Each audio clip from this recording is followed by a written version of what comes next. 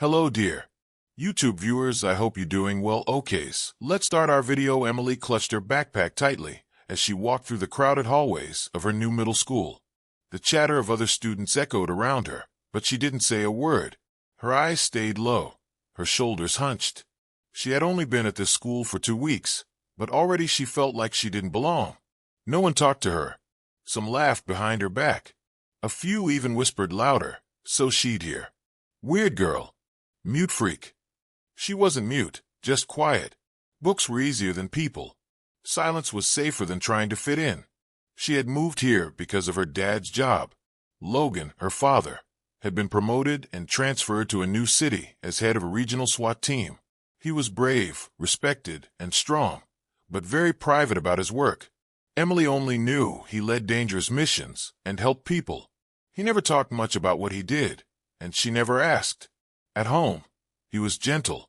He noticed her anxiety, her sadness, her long silences, but she smiled when he cooked her favorite meals or left notes in her lunchbox.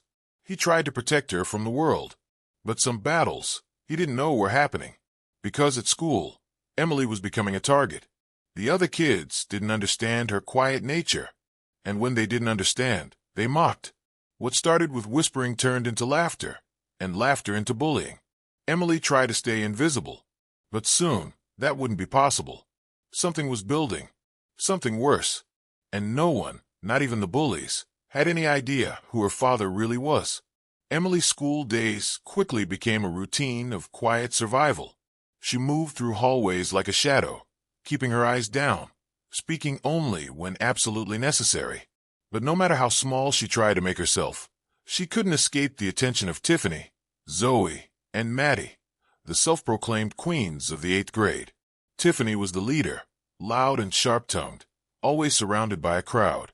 Zoe followed with a phone constantly in hand, ready to record or post anything for attention. Maddie laughed at everything the other two did, feeding the cruelty with approval.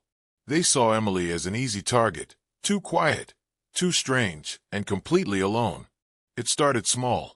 Snide remarks about her thrifted clothes, mocking her for reading fantasy novels during lunch. Fake friendliness that turned into humiliation. Then came the notes in her locker, cruel jokes, drawings, and even threats. Once, she opened her locker and found it stuffed with torn pages from one of her books. One day, Maddie yanked Emily's braid as she passed in the hallway, calling her Rapunzel's lost sister.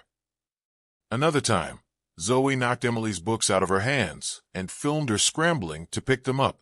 The worst part was, no one really noticed, not even the teachers. Only Ms. Rivera, the kind-hearted literature teacher, seemed to sense something was wrong.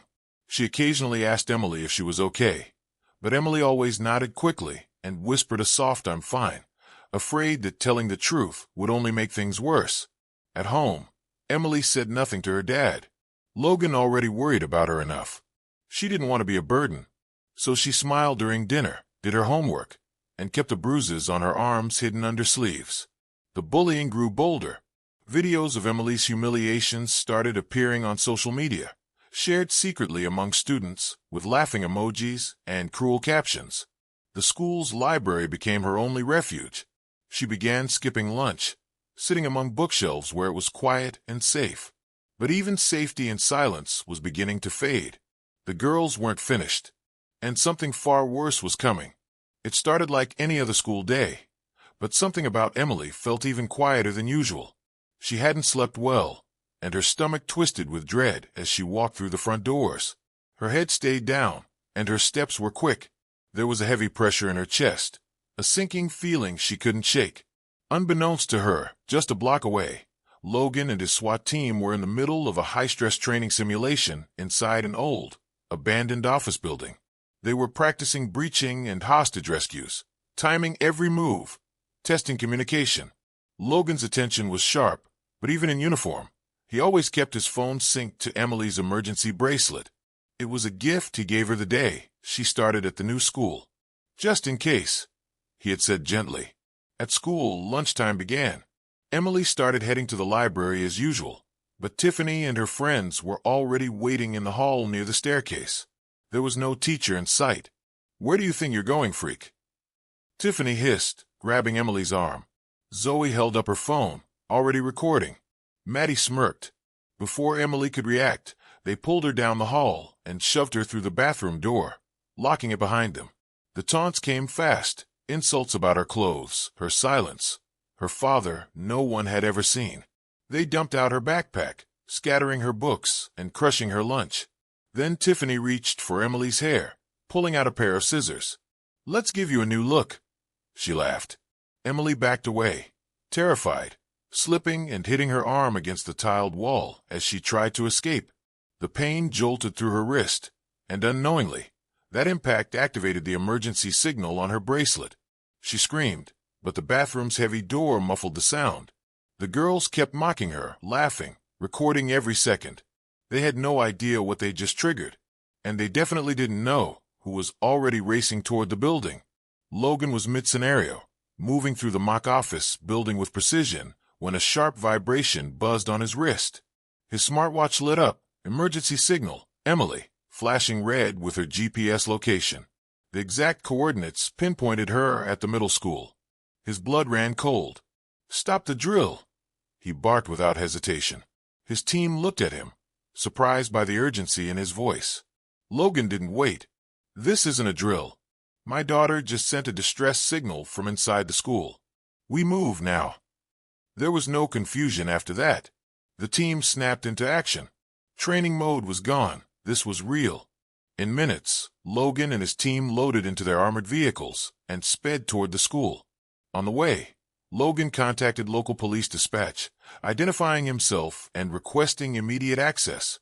His voice was sharp, controlled, but beneath it was fear.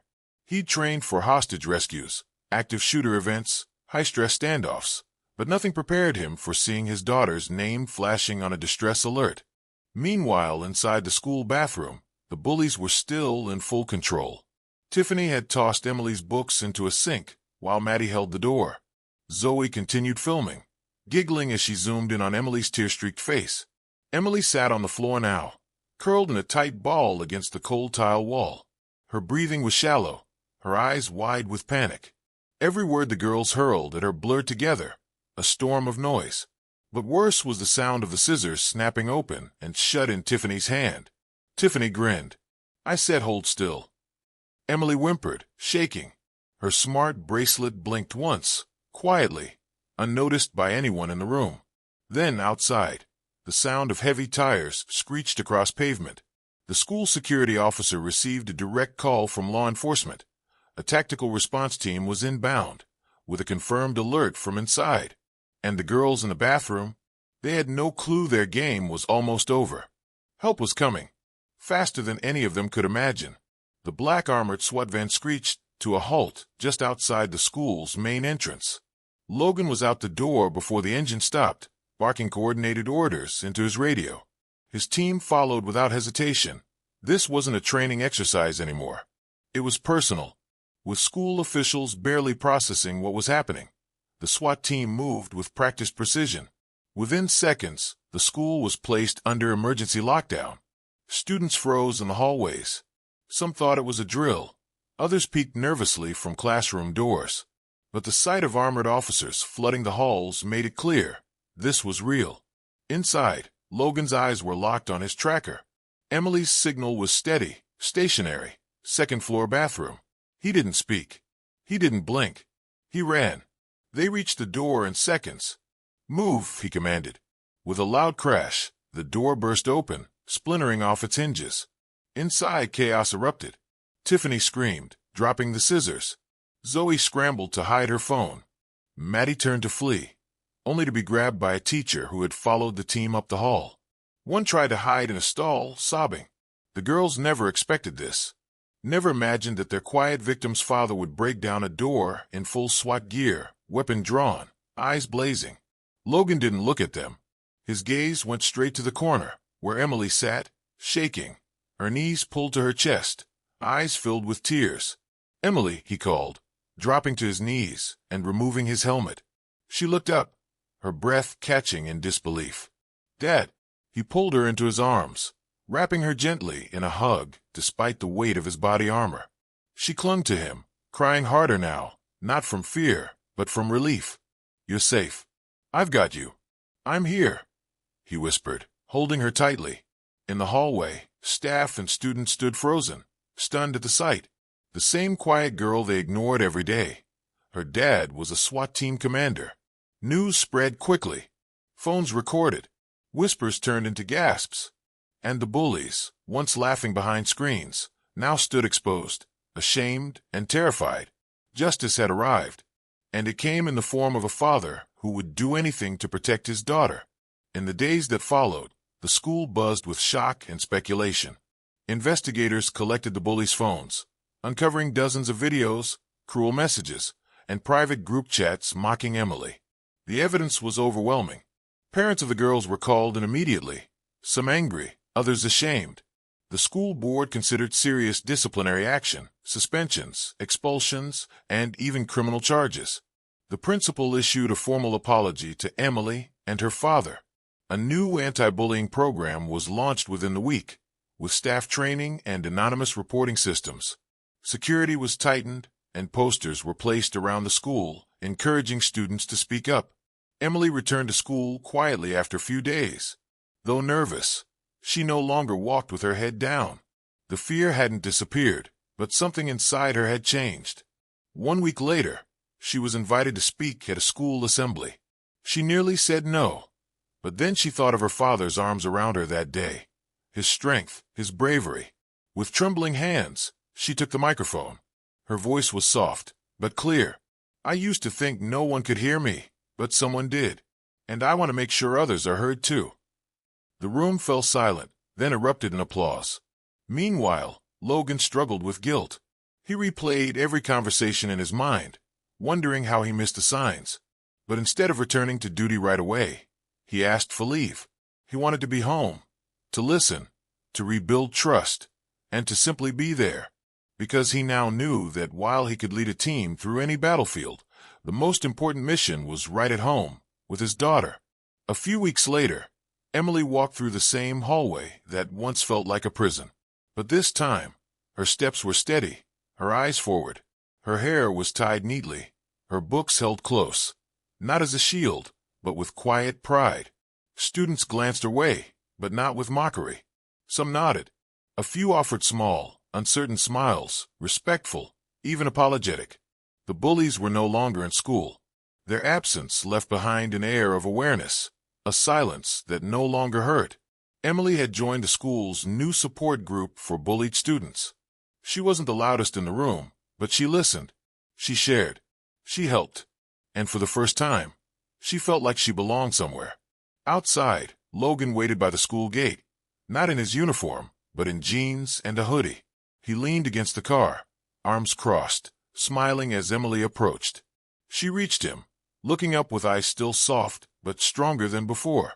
"Thanks for coming when I needed you most," she said, her voice low. Logan reached out, brushing a strand of hair behind her ear. "Always," he said gently. "Even if the whole world stands against you, I'll be there." They walked off together, the sun warm above them. No words needed for the rest of the way. As the screen fades to black, Emily's voice echoes one last time. "They thought I was just a quiet girl, but they didn't know who was watching over me." Thanks for watching. For more videos, please subscribe. Our channel American Latest Stories.